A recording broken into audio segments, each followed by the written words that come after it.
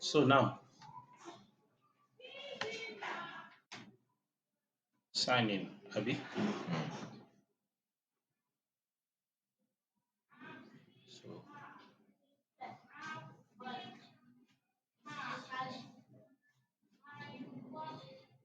um,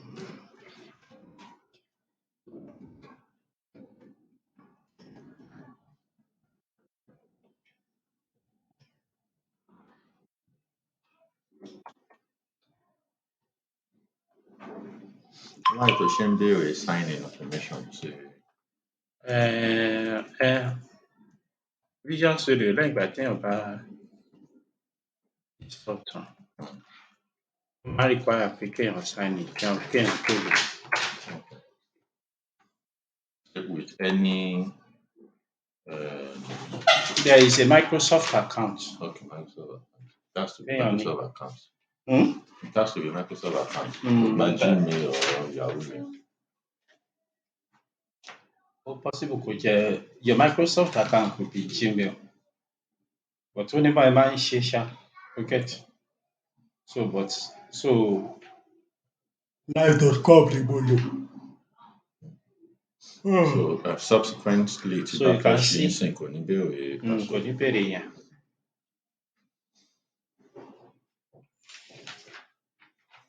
Ṣáàrì tí ń sọ we are getting everything ready for you.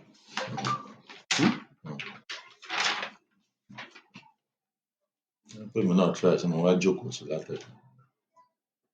Try.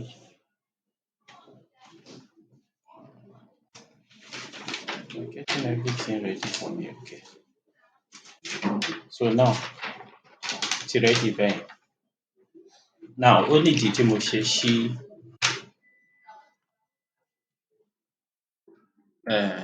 Gmail mi lẹ̀.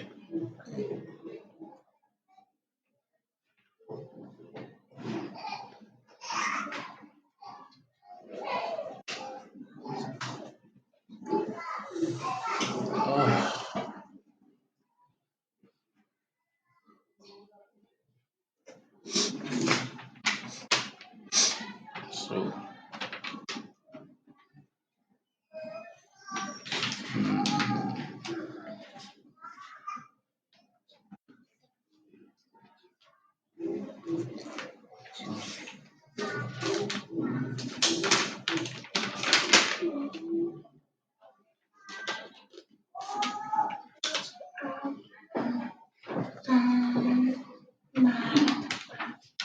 ṣe download eléyìí. Okay, eléyìí ṣe. Eléyìí ti wọ́n. Hotelapp ni. Hotelapp. Máa play database àwọn clients tó bá wá lodge. Bẹ́ẹ̀ni. Then ṣé máa ní tàwọn star hotel náà? Máa ní. Ṣáàjì àdàlù lè.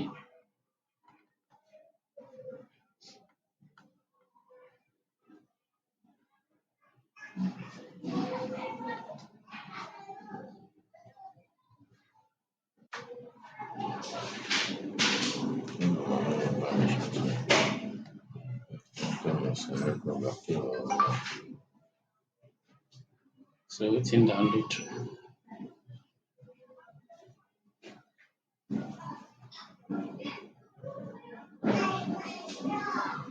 So a máa ní sùúrù kí ó download tán. So nǹkan tí màá ṣe ń sìn ni pé since tí ó ń download, màá pause fídíò yìí. So now, mo ń lọ downloads.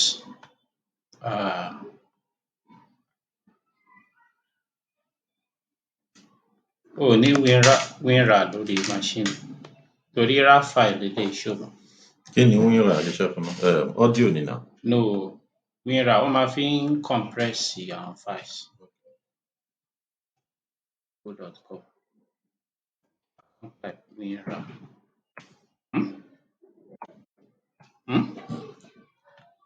A lọ sí link wọn. Handbrake kọ́. Download. Handbrake. Handbrake ìyẹn compress video nìyẹn wà fún. But eléyìí to compress files, any files. Both video, anything. But báwo mo ṣe fẹ́ sọ náà? So Iboko, you get film, you soon get film. Yeah?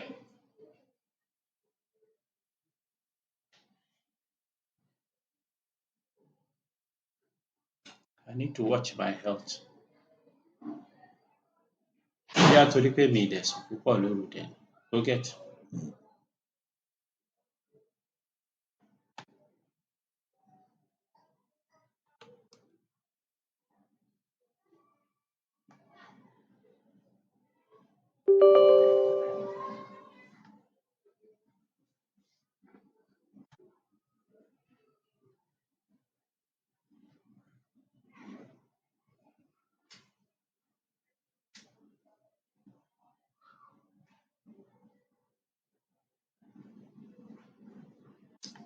Okay.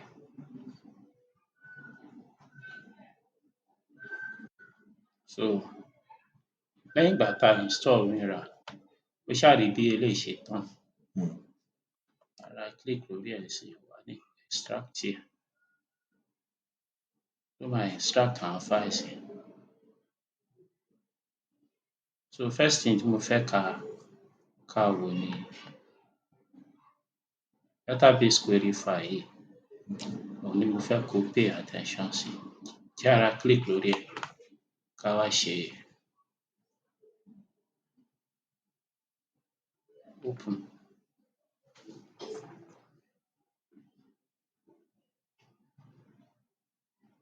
Ṣé o rántí password ẹ̀ sí ẹ̀? Tèmi? Okay, a máa need ẹ̀ nísìn.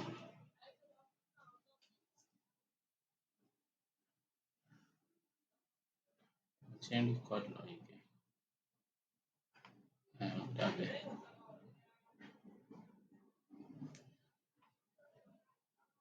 Or better still, tí kíní bá ń ṣe anyhow, click management studio níbí.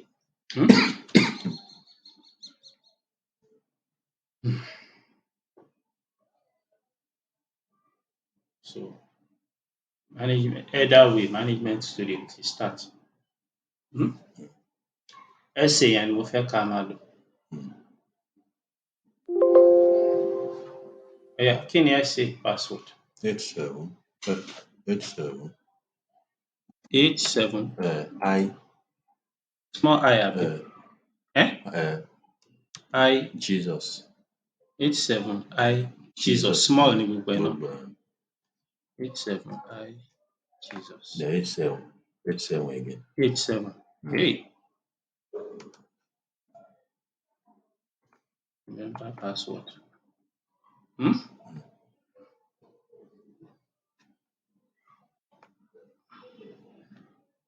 Now, nǹkan a máa ṣe ni pé a máa kọ́kọ́ highlight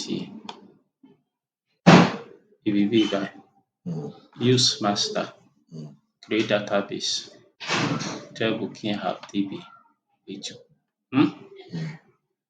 Bam. Now, tó bá lẹ́yìn ìgbà tá a ṣe yẹn tán, wàá rí database yẹn sí. Ó ṣáà rí. Wàá rí pé kò sí any freaking table nínú ẹ̀. Ṣé any freaking table wà? Kò sí, okay. So now,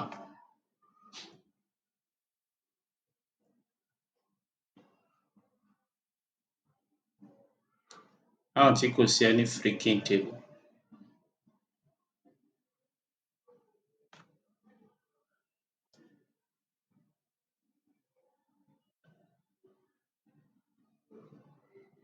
Wàá bẹ̀rẹ̀ láti ibi bíi. So eléyìí sì ó máa create àwọn tables. Okay, mi ì fẹ́ kó create gbogbo table because mi ì fẹ́ kó create gbogbo table. Ó láwọn table kan tí mi ì fẹ́ kó create. So nǹkan tó máa ṣẹlẹ̀ ni pé màá fọgbọ́n change ẹ̀ sí eléyìí fúnra. Ṣó yé? So that wàá understand table kan péré ni mo fẹ́ kó create.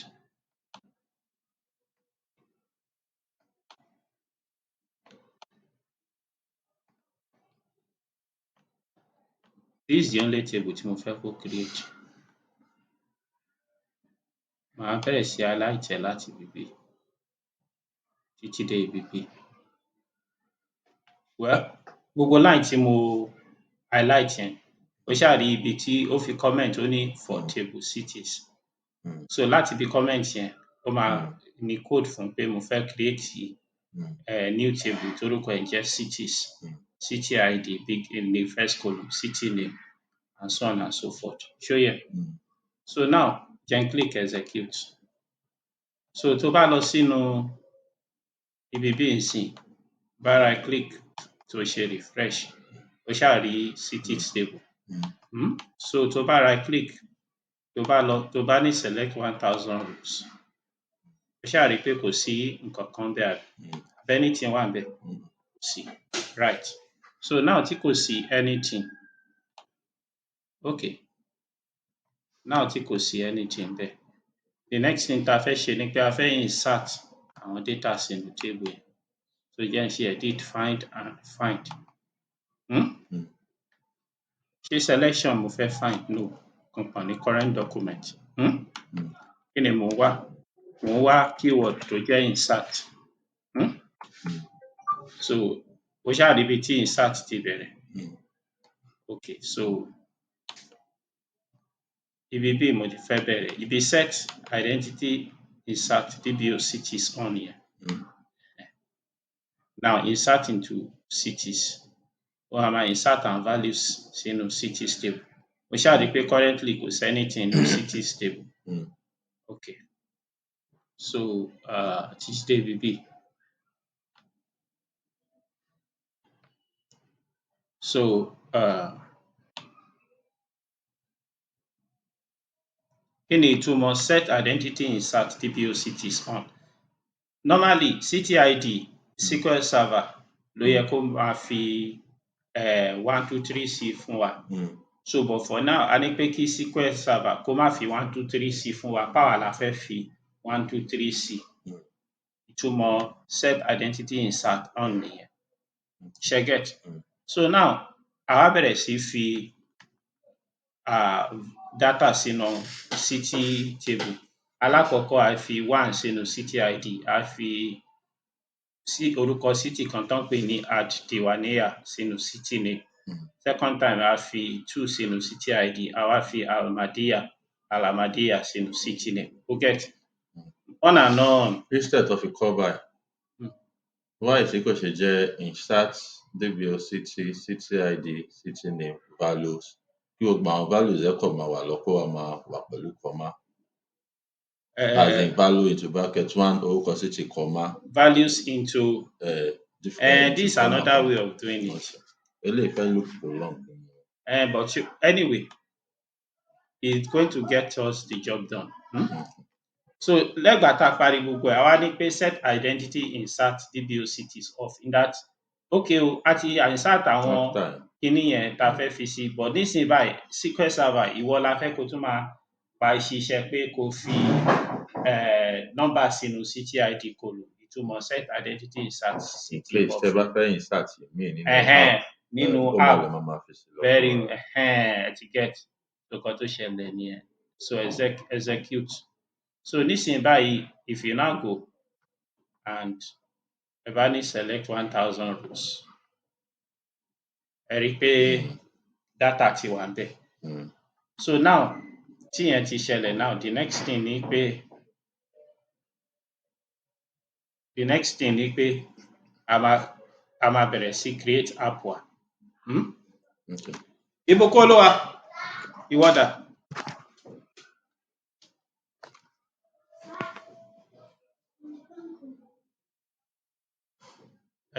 Let me borrow you the phone. I will collect it later.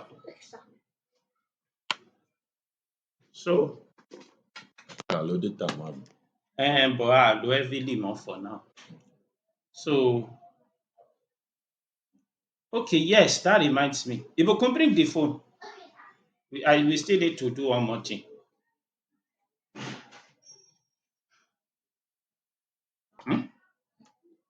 So ẹ kàn máa lọ sí RADZEN.com.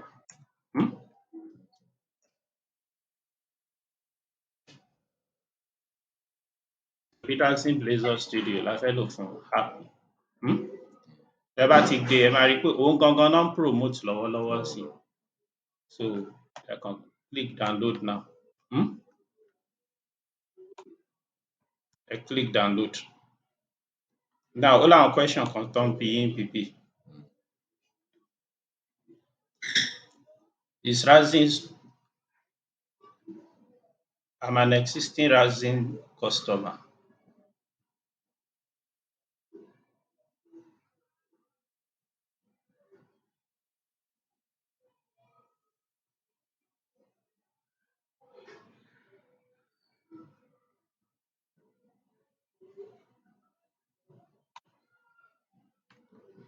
What editions does RADZEN Blazor Studio have? Community, Professional, Enterprise.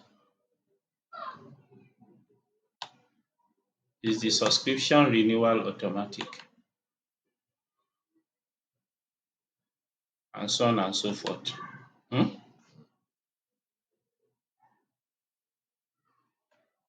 So download.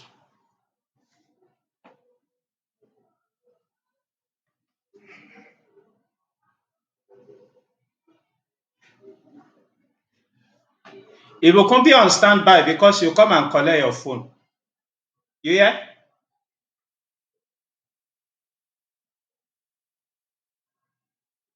Mo need oorun yẹn.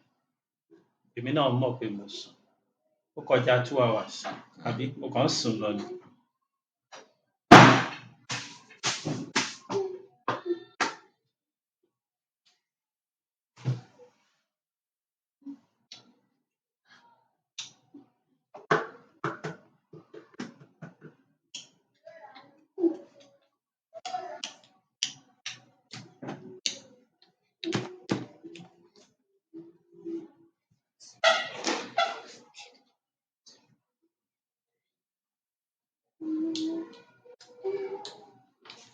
Then pause recording again.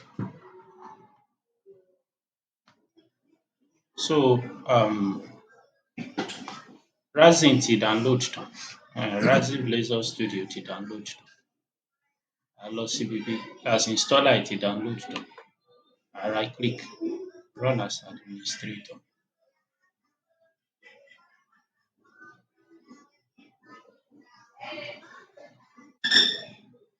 I ní kó run.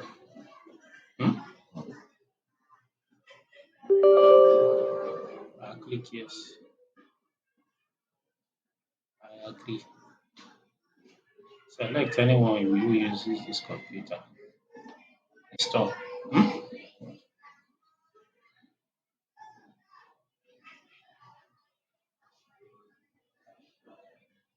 Pé bóyá wọ́n get to know pé Blazor users pọ̀ ju No, ìyẹn kọ́. No, àwọn èèyàn find the kí náà ń porúkọ ẹ̀. Blazor kì í pé Blazor user pọ̀. Wọ́n rí i pé àwọn èèyàn find it difficult láti lò láti customize pẹ̀lú the first version yẹn. So wọ́n rí i pé àwọn èèyàn find it difficult. It was only full-time programmers like me. Even some programmers now wọ́n find it difficult because page structure the first app yẹn ó lo 3 pages. First page fún ó lo 3 files for each page. So the first file fún visual design because ṣé bí app yẹn ṣe máa appear. Then there is one middle file fún àwọn code tí wọ́n fẹ́ fi customize. Then there is designer.cs file fún code tí RADZEN generate. So designer.cs file yẹn àti middle file tó wà empty yẹn àwọn ló make up code file. So most people wọ́n mọ bó ṣe lè lo empty file yẹn láti customize. So nílé yìí sì wọ́n ti wá reduce code file yẹn sí code yẹn sí méjì. The designer àti the nǹkan bó ṣe máa rí àti. So now register.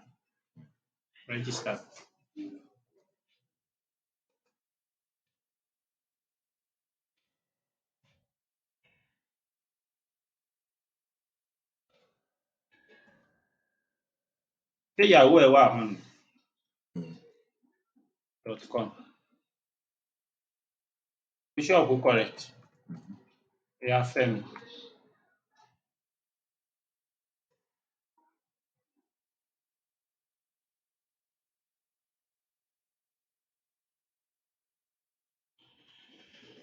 I agree to receive. I agree to receive. Next. Ó yá. Wá lọ sí email ẹ̀. So eléyìí ó máa expire in 2 weeks time. So that means pé we have to be fast. Then ká lèmi ni ẹ́, nǹkan tí màá máa ṣe ni pé ẹ̀ ń pause recording yẹn.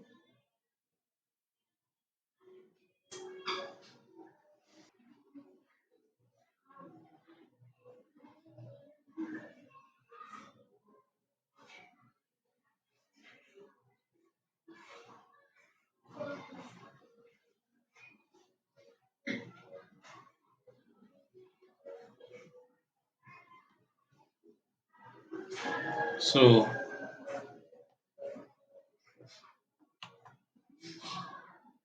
paste, finish. You're only 15 days left. So nísìnyí, a fẹ́ create new app. So I need new application.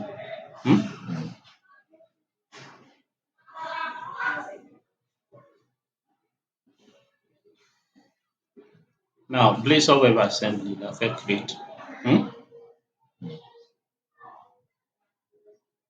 Kí ni ìyàtọ̀ Blazor Web Assembly pẹ̀lú Blazor Server Application?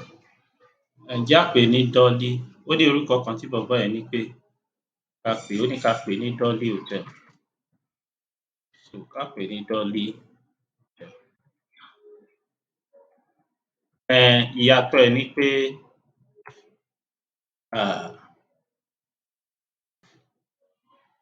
okay, màá dá ẹ lóhùn, but just be patient. So ibo la fẹ́ save ẹ̀ sí?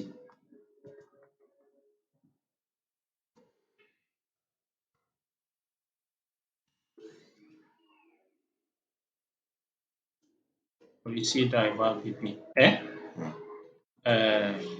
Já lo standard team. Then já click finish.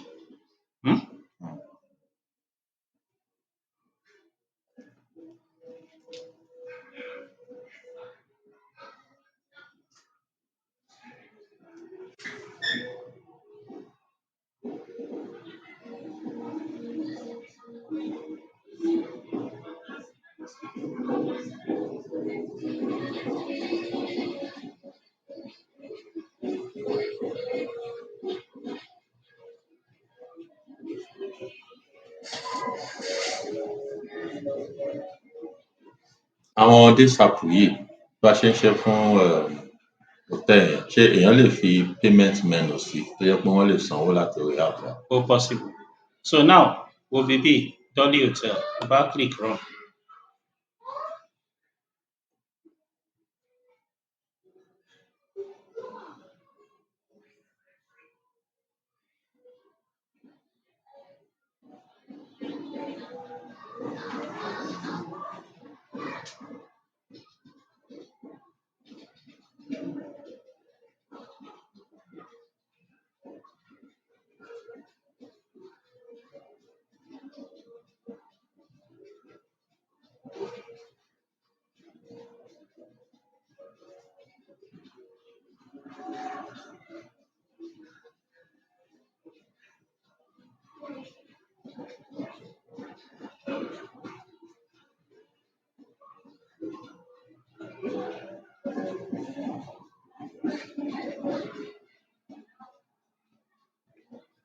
Then pause it.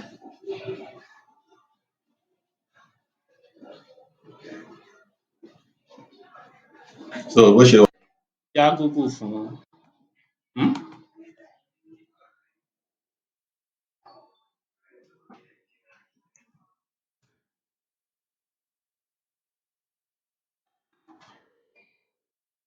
install and trust ASP.NET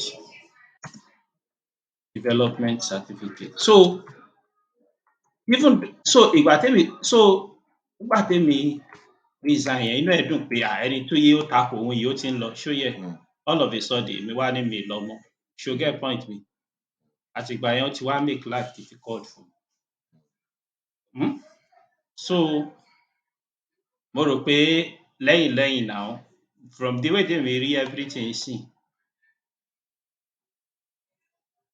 ó á ti sọ fáwọn irú àwọn Stanley yẹn pé make life difficult fún you know that kind of thing. So nǹkan tó ṣẹlẹ̀ nìyẹn. Meanwhile wọ́n ti ń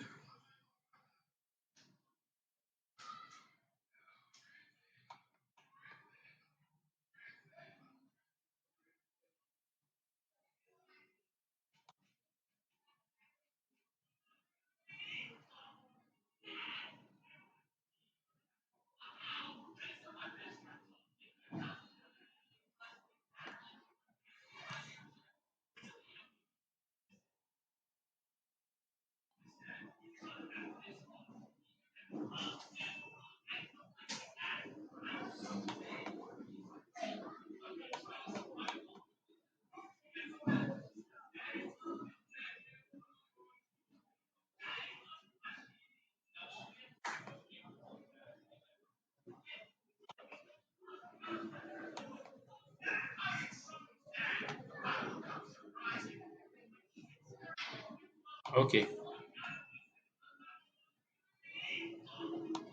Here copy ilé. So command tí mo copy yìí according to nǹkan tí mo rí ńbẹ̀ yẹn.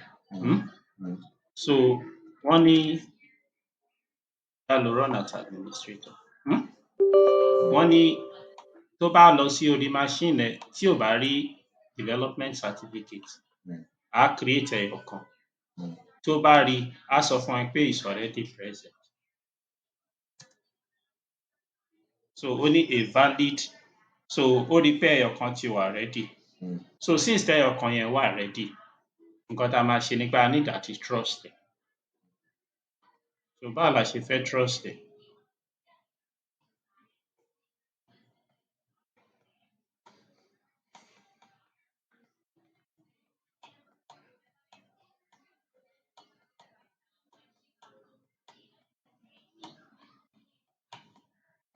Okay, bọ́n ṣe ń trust ẹ̀. So bá fẹ́ trust ẹ̀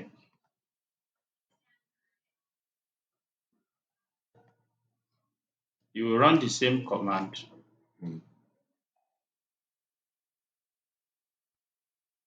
But this time around with the trust flag. So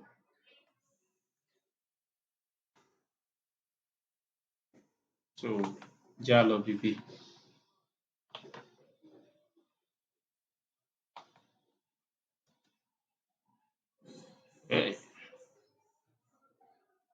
But that give me type it at dot net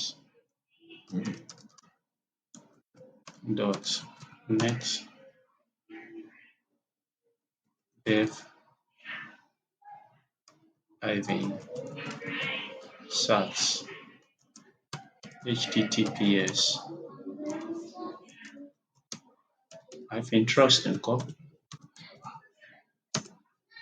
Okay, that's the command. Ṣé o rí bẹ́ẹ̀? You are about to install a certificate from kìnìkan. Do you want to install the certificate? Freaking yes. Then so ṣé o mọ̀ pé ìgbà tá a run app yìí kò run but like bó ṣe appear. So a máa click stop. So a máa wá run ẹ̀ sí. So this time around kò yẹ kó pariwo pé the ASP.NET Core Developer Certificate is not trusted. So a ti trust ẹ̀ sí. Ṣé o get? So your .NET Watch. Okay. Okay, ṣorí bẹ́ẹ̀ yẹn sìn bí mò ń bọ̀. Kí ni meaning gbogbo eléyìí báyìí? Yeah, close every other page. So close other tabs. So bí kí ló ń porúkọ ẹ̀? Bí app wa ṣe rí sìn lọ́lé. So first thing ta need àti change ni pé a fẹ́ change logo yìí. So in order to do that, a máa stop app wa. Now, one of the differences between server-side Blazor app àti Blazor Webassembly app ni pé in a server-side Blazor app, o kàn lè lo one project. O get? It can be more than one project depending on structure tí o fẹ́ lò. But ó possible kí kàn lo just one project. But fún Blazor Webassembly app, the minimum number of projects èèyàn lè lo one project náà, but téèyàn bá fẹ́ ní backend, nǹkan tó ṣẹlẹ̀ ni pé ní Blazor Webassembly app, ó wá ní possible kéèyàn ní the concept of frontend àti backend. So backend yẹn òun ló máa bá database yẹn sọ̀rọ̀, ṣe some other things. You get? Meanwhile, frontend òun ni àwọn èèyàn rí ibẹ̀ ló design àwọn pages ẹ̀ sí. But I'm giving you an assignment pé kó lọ Google, find the differences between server-side Blazor and Blazor Webassembly. Ọ̀la mo fẹ́ rí lórí machine. So I can't be spoon feeding you everything. You must learn to work on your own.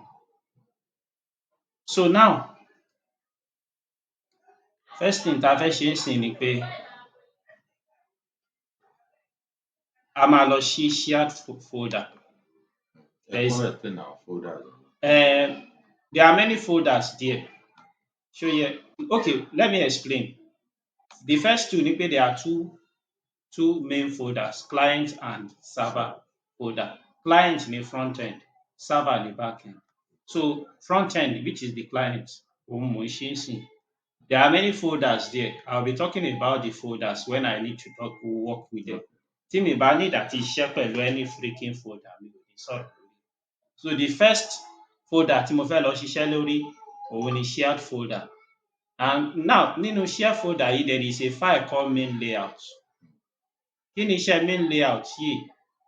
Iṣẹ́ MainLayout yìí ni pé mò ń bọ̀. Tó bá wo bíbí ìsìn, wàá rí pé page kan ló wà ńbẹ̀. Jẹ́ kí n add another page ní bíbí ìsìn. New page. Kí n kàn ní empty page. So kí n pè ní second. I'm creating another page called second. Mo fẹ́ kí page yẹn wà navigation and so on. Mo click finish.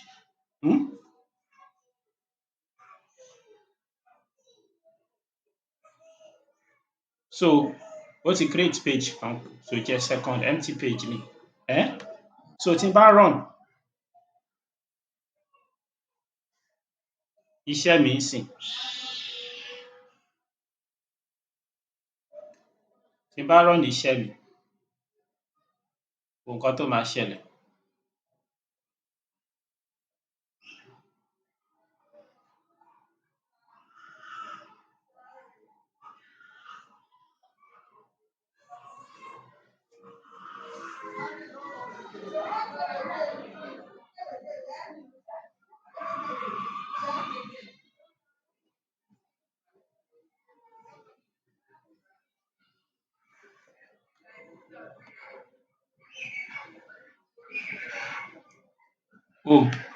Eléyìí second yìí rí pé ó blank, but tó bá lọ from home sí second, wàá rí pé nǹkan kan wà tó wà constant. Kí dẹ̀ ni nǹkan tó wà constant? Òun ni this vertical kinní. So vertical kinní yìí òun ni MainLayout ta lọ ṣí yẹn. So it's a shared component because almost all the pages ní app yẹn ló ń lò. Ibẹ̀ náà dẹ̀ ni navigation wà. You get? So now, then stop app. So inú shared ni MainLayout yìí wà, and mi ò rí bó ṣe wà yìí kò make sense sí mi until tí n bá lọ báyìí.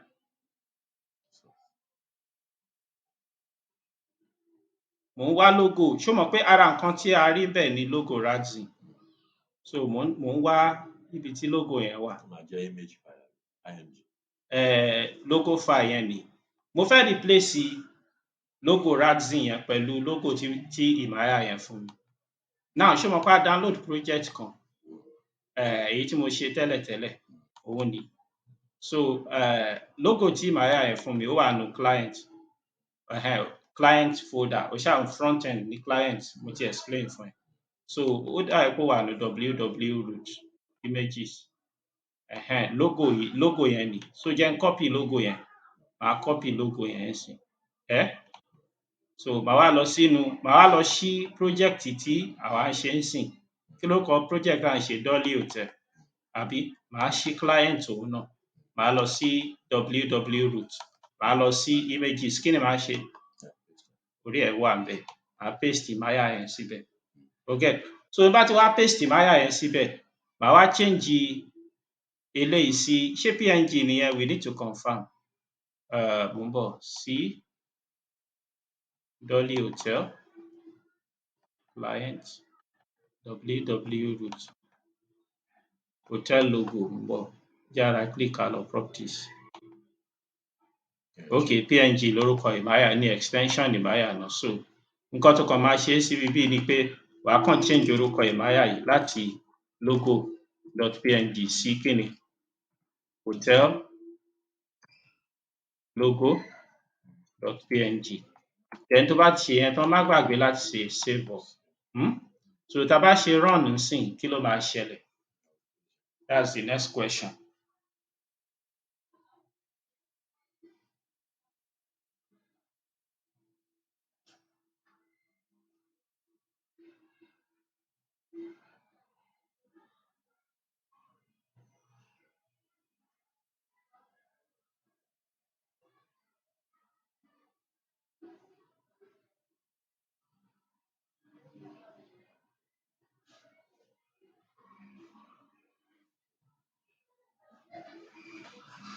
So orí bó ṣe rí sí Dolly Hotel. So mo máa delete second page yìí torí mi ò need ẹ̀. Then ara iṣẹ́ tó máa ṣe fún wa later ni pé màá fún ẹ lówó specially fún, má worry. Ó máa beautify ibi, ó fine gan, as in a ṣáà mọ̀ báyẹn máa ṣe ṣá. Ó dẹ̀ lè má jẹ́ pé a máa ṣiṣẹ́ lórí ẹ̀, but this is the front page. A máa delete second yìí, needed. Ṣé o mọ̀ pé mo kàn fi explain nǹkan kan fún ẹ? Àbí? So màá click stop again. Màá right click lórí second, màá ní delete. Are you sure you want to permanently delete? Wàá ní So Imaya yẹn ó ti JP launch ẹ nìyẹn. Now, a fẹ́ connect database wa. Next piece of assignment. Next piece of assignment ni pé a fẹ́ connect database wa mọ́ app yìí. So I click data.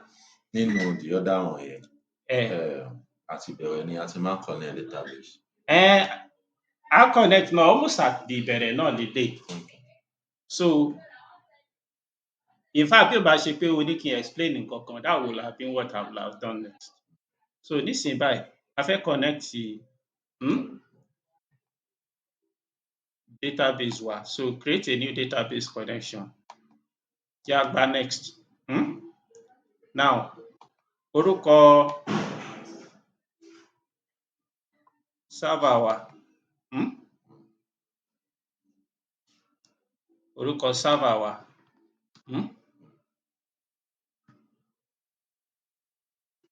Username SA. Bá mi type password yẹn wọlé, má mention ẹ̀, kàn type ẹ̀. Òun náà ni ẹ má gbàgbé pé má worry. So then the next thing nípa máa mú database.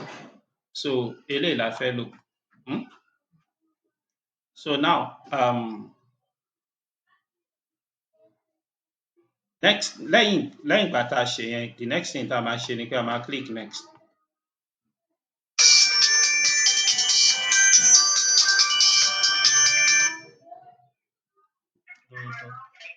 Hello? Okay, just continue. So back to nǹkan tá à ń sọ. So Hello? So now, ìyẹn bẹ́ẹ̀. So select which entities to scaffold. Only table kan péré ló wà nínú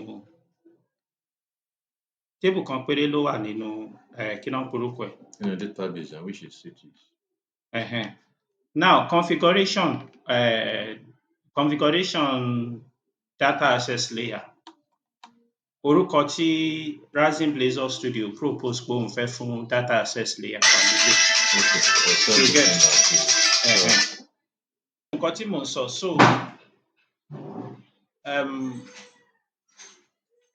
já change orúkọ.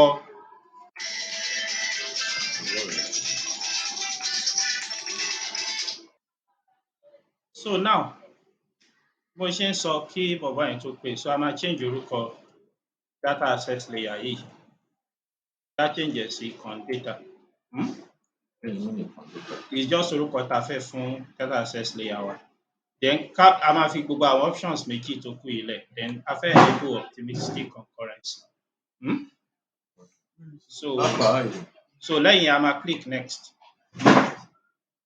Okay, lẹ́yìn yẹn the next thing ni pé ká sọ pé generate CRUD pages.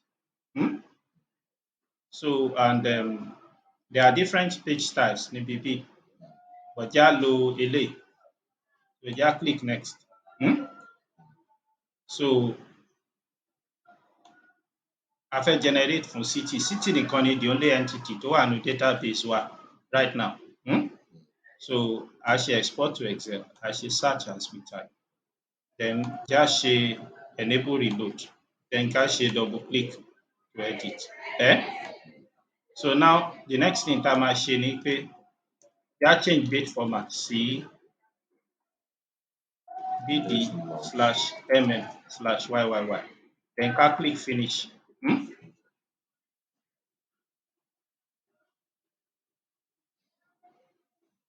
So ń ṣe inferring database. So bàbá ṣe lọ edit data yẹn, database wa ní SQL. A máa update database. A máa update connection wa sí database yẹn níbi bí.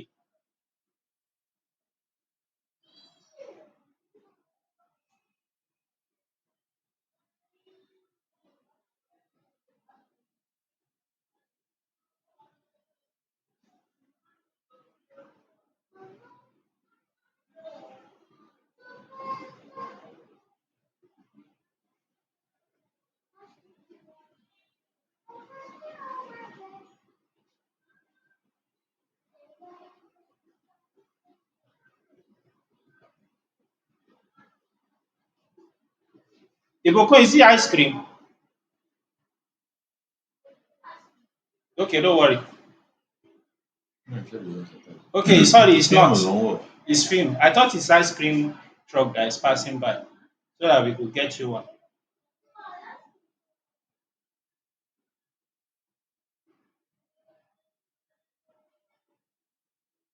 So yìí ń fa database lọ́wọ́, já pause. Nǹkan la máa ṣe é sìn. A máa ṣí Blazor Studio, a kàn máa search fún BL. Òun nìyẹn. A máa wá ṣí app yẹn by clicking on open application. A lọ síbi tí app yẹn wà. Òun ni a máa ṣí solution file.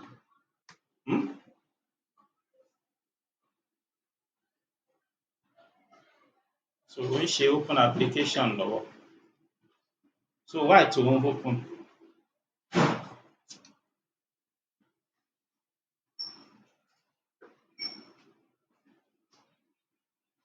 já pause ká tó pause torí pé ó ń ṣe building. Now nígbà tó ń ṣe building jẹ́ àwọn nǹkan tó wà nínú àwọn pages yẹn. Ok, page kan péré ló wà níbẹ̀. Ṣé ó ti ṣe data? Wow, ó ti ṣe data. Torí tí ì bá ṣe data a ní rí ConData service yìí bẹ̀. Database. Ó ti connect sí database nìyẹn. So já ṣe pages. New page. CRUD. Next. So then, like I said, export to Excel and CSV, search as you type.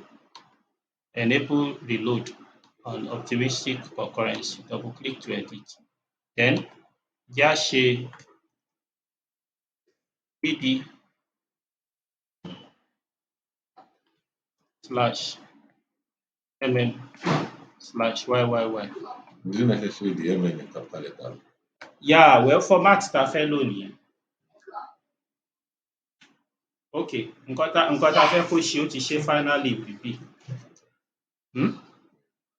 So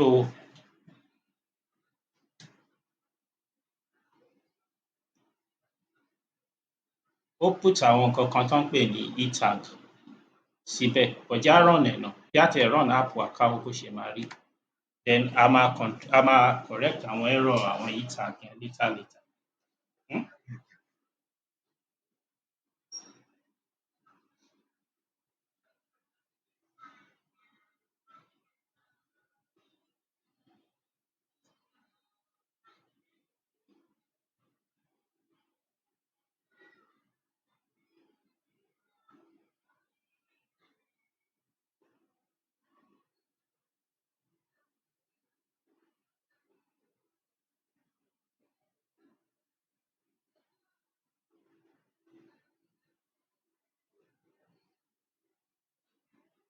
So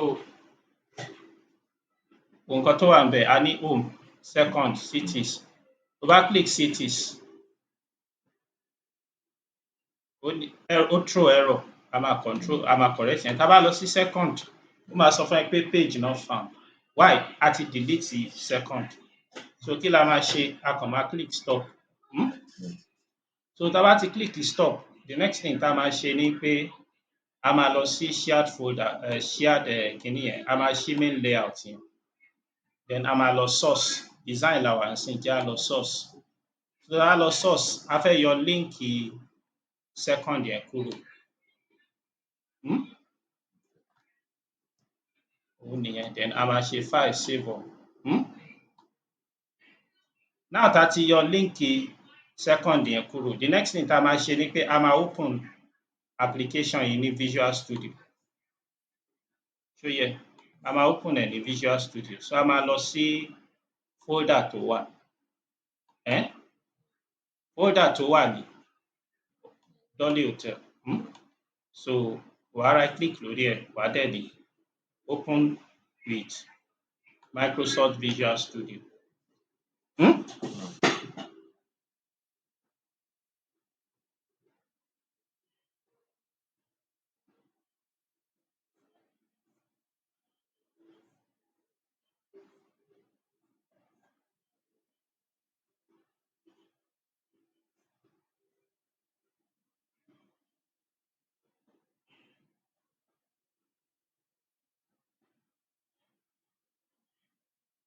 So application wa tá open ní RADZEN Blazor Studio, òun la tún fẹ́ ṣe ní Visual Studio sí.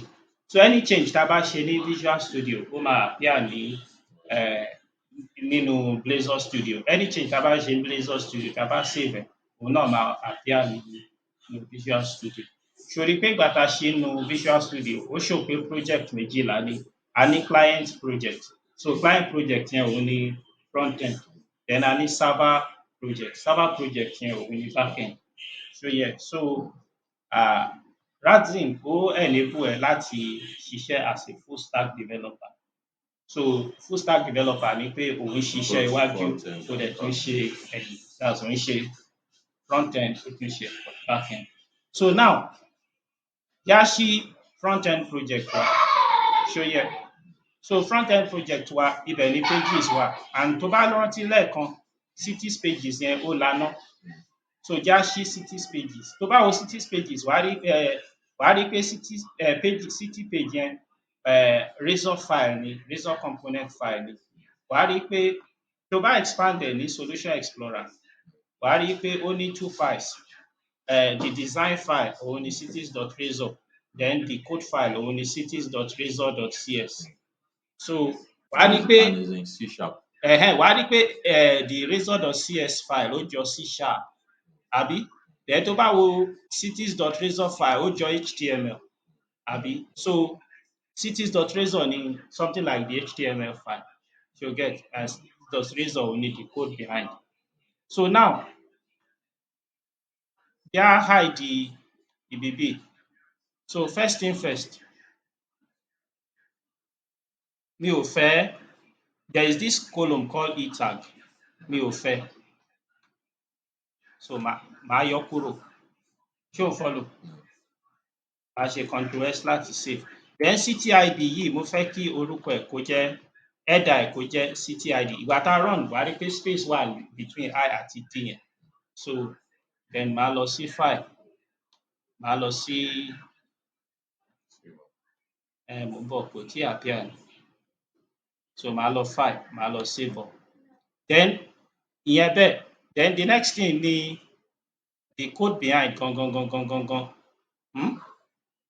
cities.razor.cs. Okay, so ó ti generate àwọn code kan fún wa tá a lè lò. Bẹ́ẹ̀, ṣó get?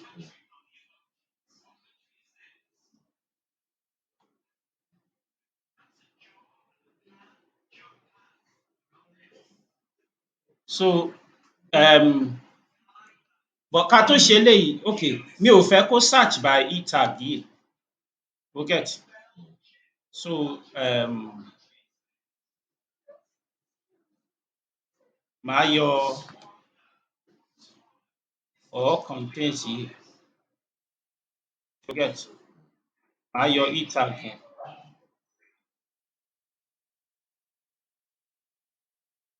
So nǹkan tí mo wà left with ni. Ó get? Then màá lọ file, màá click save up. Mo fẹ́ wò bóyá Etag yìí appear lórí page yìí again. So màá lọ edit, màá lọ find, quick find. So màá kàn search fún Etag.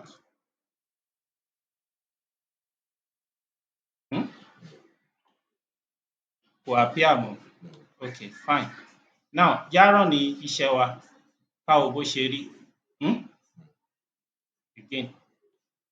This time around, run ẹ̀ nínú Blazor Studio. Then a fẹ́ rí pé kò run nínú Blazor Studio. Torí tó bá run nínú Blazor Studio àti Visual Studio at the same time, conflict máa ṣẹlẹ̀. Kí ni ló máa ṣẹlẹ̀? Conflict. So, ó yá.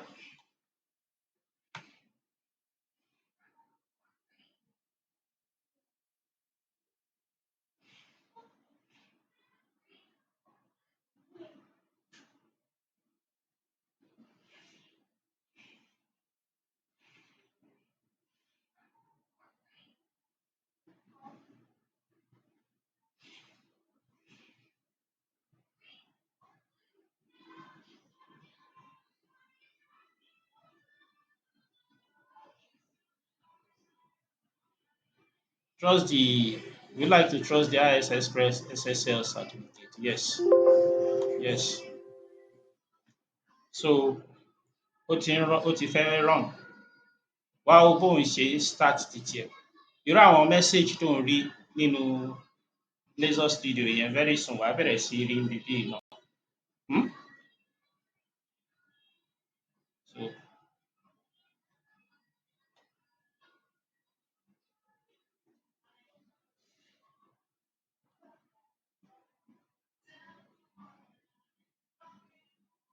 ó ti rí.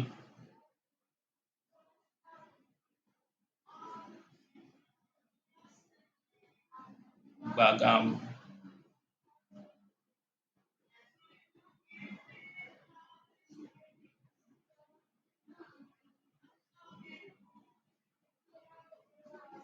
So já wo cities.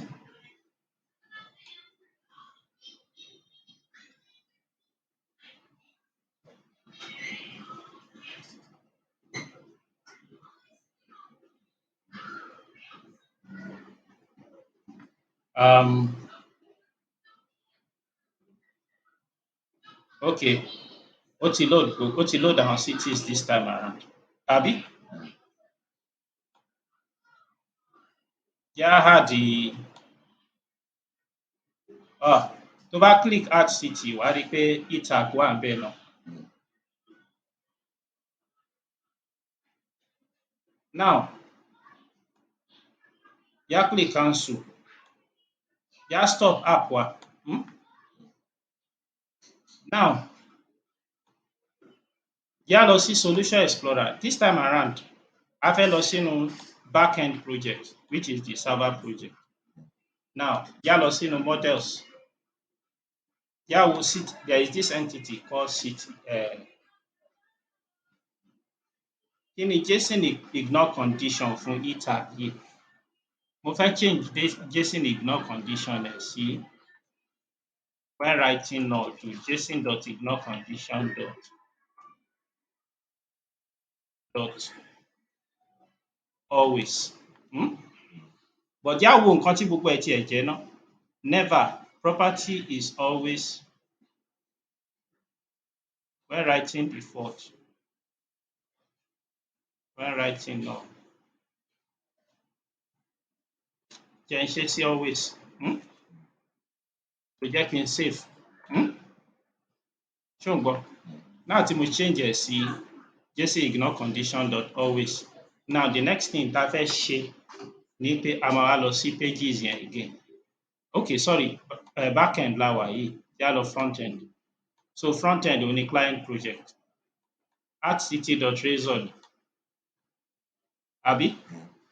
Now, wàá rí pé wọ́n ní RADZEN row. So RADZEN row Etag òun ni. Ṣo get? Mi ò need ẹ̀. Okay, RADZEN row fún Etag. Etag, so mo yọ kúrò. Ṣé ò ń follow? So màá lọ file, màá ṣe save all.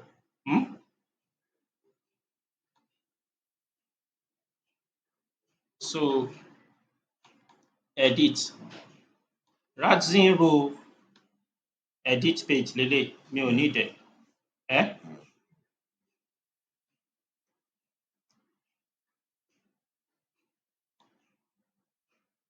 Ṣé ò ń follow? Now, já run app wa again.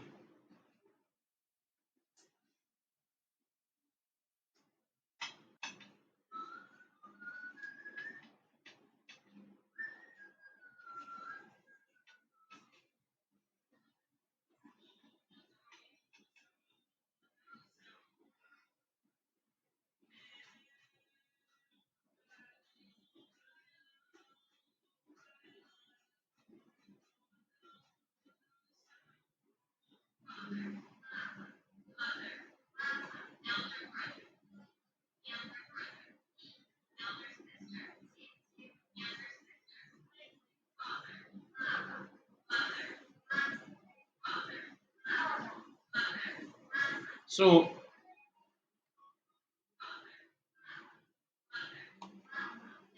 a bá click on cities, ibi tó gbé wa lọ ni. So a bá click, a lè export sí Excel tó bá wù wá.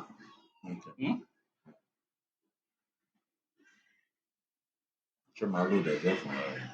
Ó máa export àwọn record tó wà níbí sí Excel.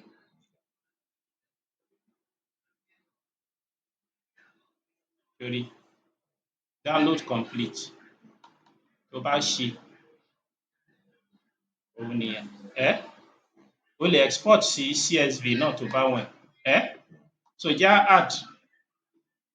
So tí bá click save nsìn, ó máa pariwo city name is required. Let's enter a city called Èkó. So tá bá click save ńkọ́, gbàgán. Já search bóyá Èkó wà ńbẹ̀. Èkó ní city ID 45. Okay, bóyá a like orúkọ ẹ̀ pé ó jẹ́ Èkó. so jẹ́ á double click lórí ẹ̀ a fẹ́ change orúkọ ẹ̀ láti Èkó sí Lagos. Ok, tá a bá parí náà ńkọ́ ta la fẹ́ save á pariwo validation máa kick in àbí so bóyá o.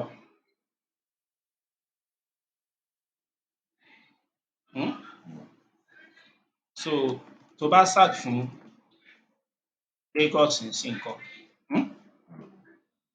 Now the next thing tó kù ni pé a lè delete as well. Tá a bá delete, are you sure you want to delete this record? Kí ló máa click? Okay. So I think eléyìí ó ti wà in order bó ṣe wà bẹ́ẹ̀.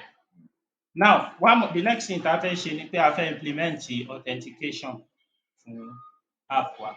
Authentication ni pé àwọn èèyàn máa lè a máa implement username and password. Forget. So authentication. So báwo la ṣe máa ṣe? Visual Studio láti ń ṣiṣẹ́ nsìn so a máa click stop. Quit opera jàre. So a máa padà sí kí náà korúkọ ẹ̀ RADZEN Blazor Studio ibẹ̀ la máa ti implement authentication. So get.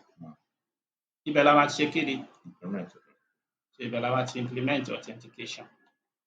So now báwo la ṣe máa implement authentication? A máa lọ sí security. A máa jẹ́ n fi hàn ẹ́ again. So I click security tab.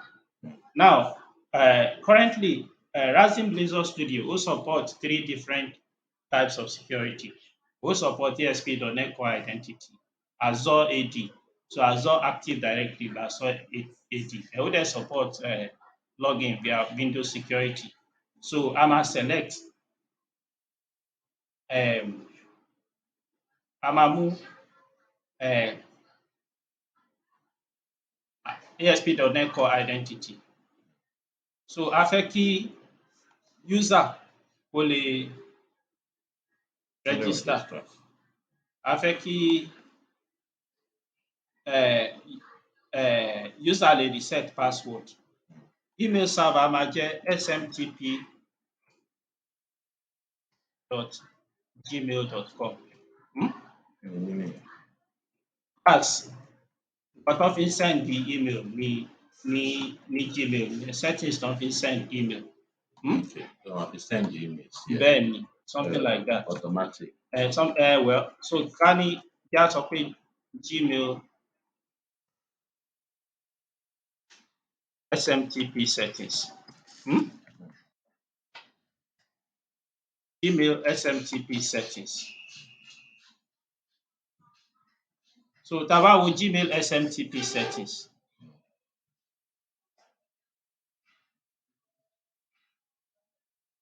Outgoing email, so requires SSL, yes. Requires TSL, yes. Port for SSL is 465, àbí? Okay. So a máa padà sí bíbí. So jẹ́ á lo 465 yẹn náà. Requires SSL. Email user.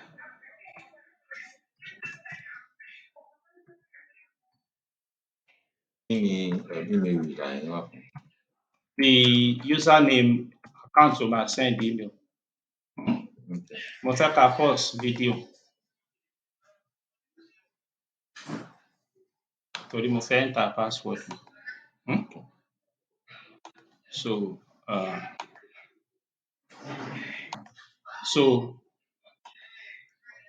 àti enter email user àti email password. So account yìí ló máa send message. Ló máa send email sáwọn èèyàn tó kù. Automatically. Bẹ́ẹ̀ni, so a máa click finish.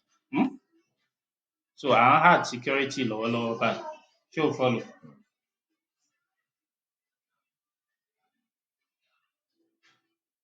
So nísìnyí báyìí anybody tó bá ti open app yẹn ó máa béèrè login details. Bẹ́ẹ̀ni, wàá rí. If you are a new user, you will not be able to create. Wàá wá ìbò àti register. That's it. So currently lọ́wọ́lọ́wọ́ ó ń generate àwọn page yẹn. O get.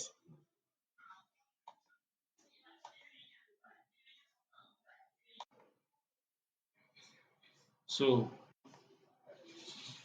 ó ti generate gbogbo pages yẹn.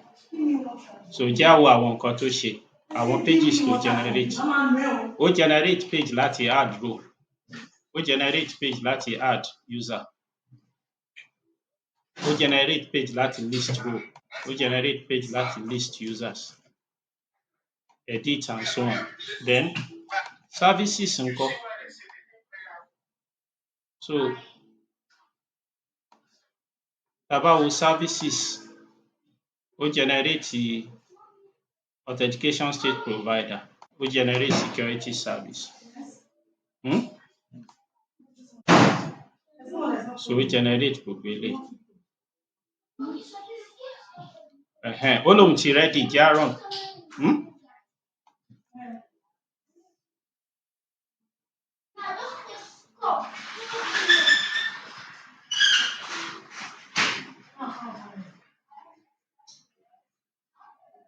So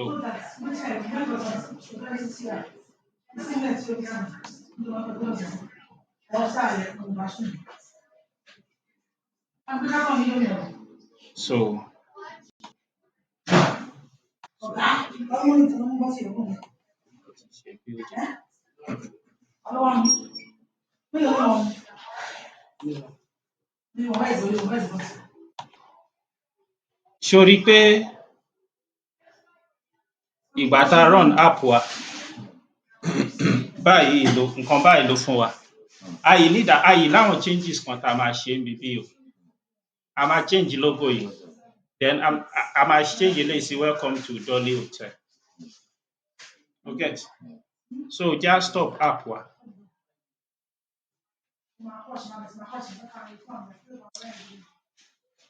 Changes yẹn ó wà much more easy fún mi ní Visual Studio. Abo notice. Okay, kíní yìí ó run lọ. So Visual Studio ni. So jẹ́ á kọ́kọ́ lọ wo login.razon. So pages login.razon.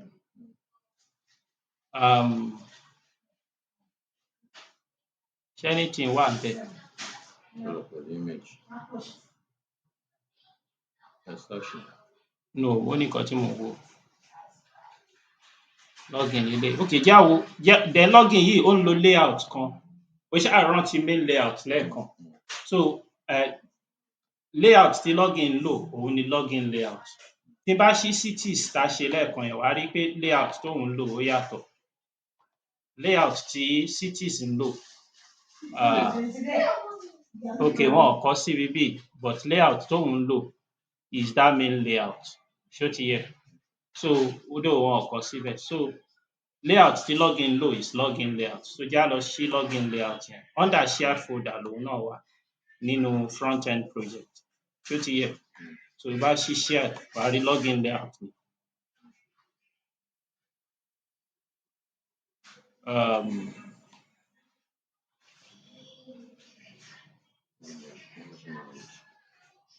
Ìyẹn tiẹ̀ kọ́, welcome ni mò ń wá.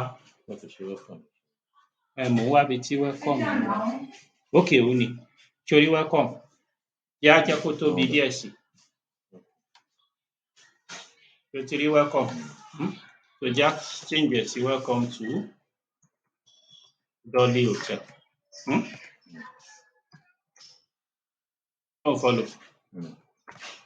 Okay, so now ibo ni RADZEN image yẹn wà? Eléyìí.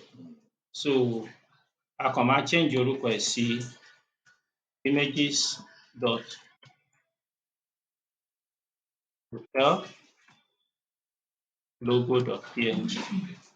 Àbí? O rántí logo file tá a máa ṣe save up.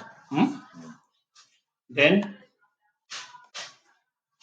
since tá a run ní RADZEN Blazor Studio, a lè run ní Visual Studio, but server project tó bá fẹ́ run Visual Studio, client kọ́ ló máa run, that front-end project kọ́ ló máa run, server project ni kẹ́ run.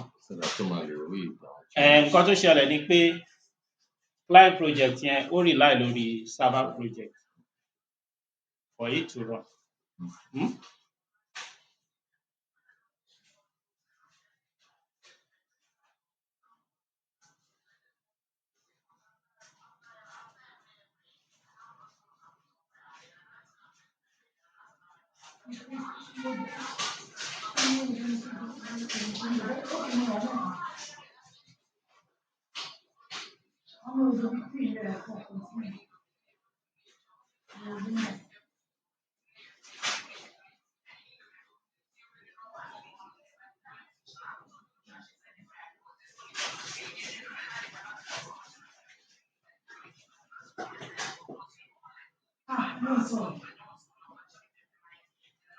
Ibokun, bring my phone for me.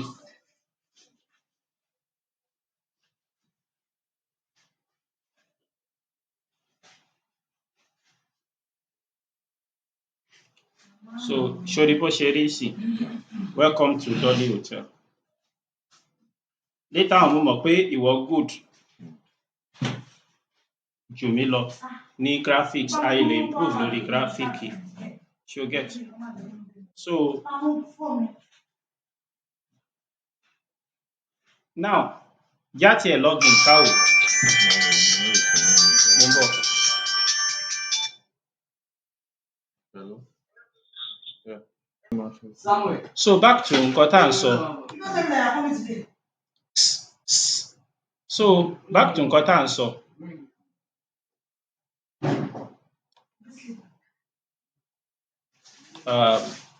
Ṣé lè ń record? Don't record. So, back to nǹkan tá à ń sọ. Torí pé a yìí ń develop lọ́wọ́, a yìí lè lo admin. Torí a yìí ń develop lọ́wọ́. Ṣo get? So, right now, profile, users, roles, logout. So now, já logout.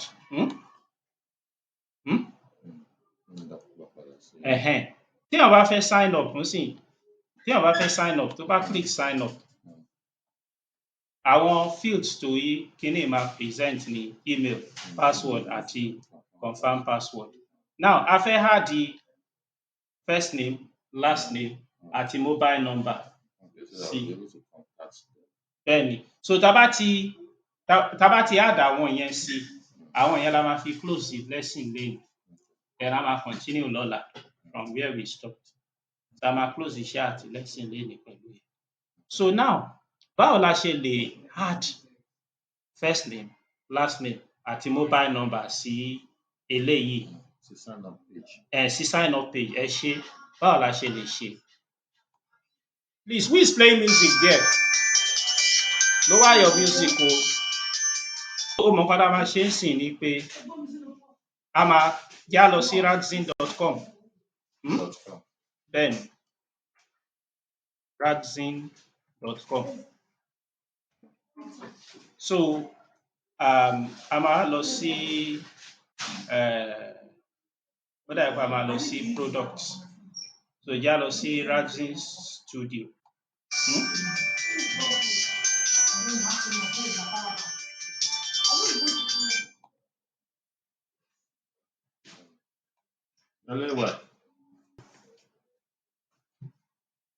Já lọ sí RADZEN Studio.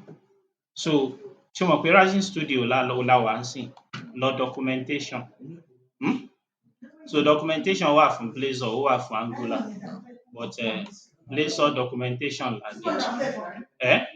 So, Blazor, then under Blazor documentation, lọ sí create a complete CRM application step by step. So, click on it. Ṣé o follow? So, tó bá ti click on it now, then lọ sí kí náà porúkọ ẹ̀? Lọ sí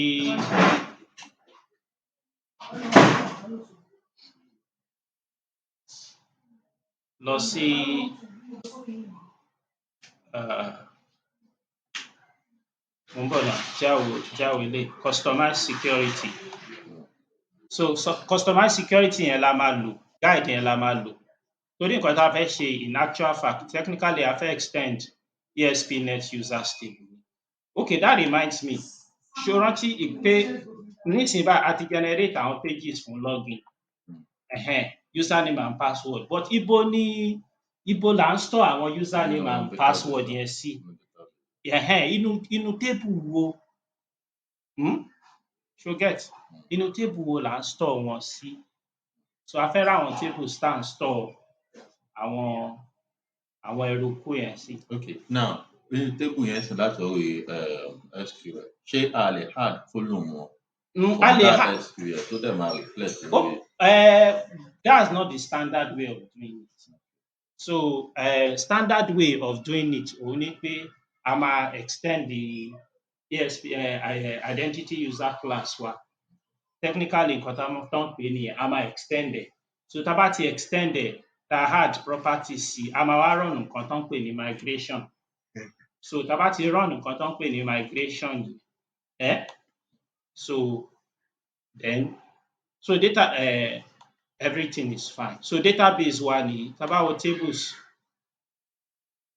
nísìn, ẹ máa rí pé àwọn tables kan ti wọlé, irú ASP.NET users. So ASP.NET users yìí, àwọn columns tó wà ńbẹ̀ òun nìí sìn. So a fẹ́ add àwọn eruku mẹ́ta síbẹ̀. So àwọn eruku mẹ́ta tá a fẹ́ add, FirstName, LastName àti kíni àti MobileNumber. Phone number wà ńbẹ̀, MobileNumber la fẹ́ add. So báwo la ṣe fẹ́ ṣe? So bá a máa ṣe ni pé ẹ jẹ́ á wo documentation tí àwọn tó ṣe RADZEN fún wa. Ẹ get? So nǹkan tó kọ́kọ́ sọ ni pé a máa create custom file fún ApplicationUser wa. Ẹ jẹ́ n copy eléyìí. So màá copy. So màá stop app yìí tó run ní Visual Studio. So màá wá lọ sí server project.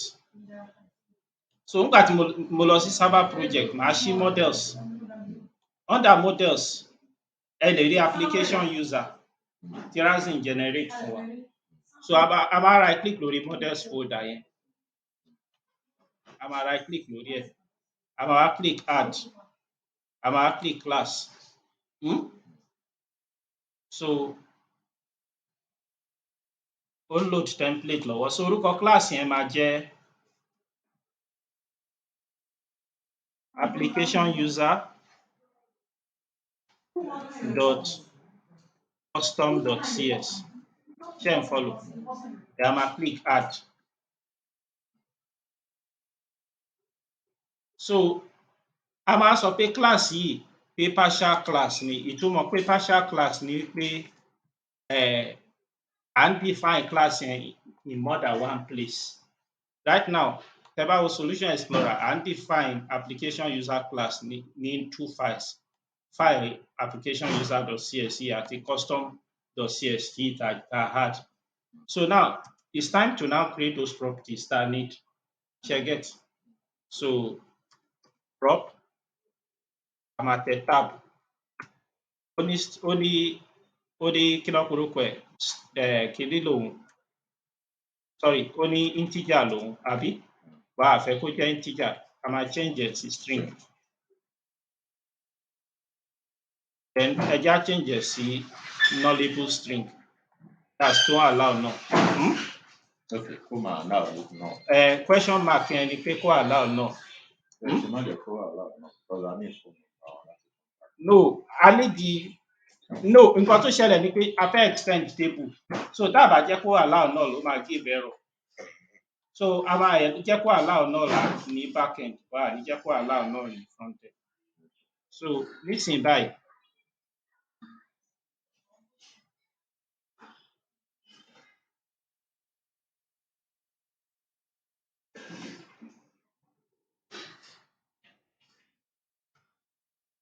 then ó kù mobile number.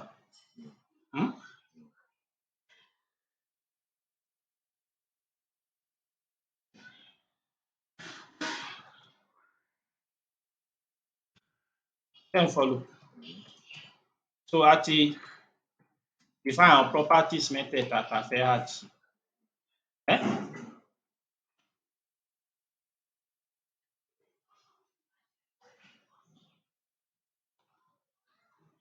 So the next thing tá a máa ṣe ni pé a máa tún create a custom file fún context class wa.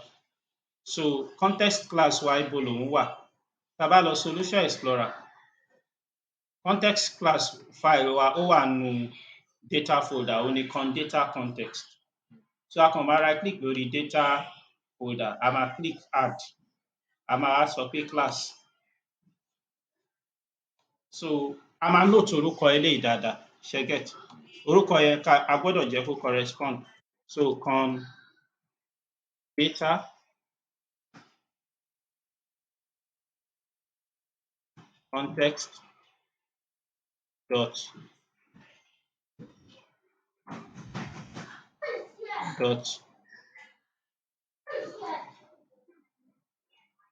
custom.cs. Màá click add phone náà. So òun náà máa jẹ́ partial class torí RADZEN ti create ConData class, ConDataContext tẹ́lẹ̀, a kàn fẹ́ add àwọn kankan sí i. Now,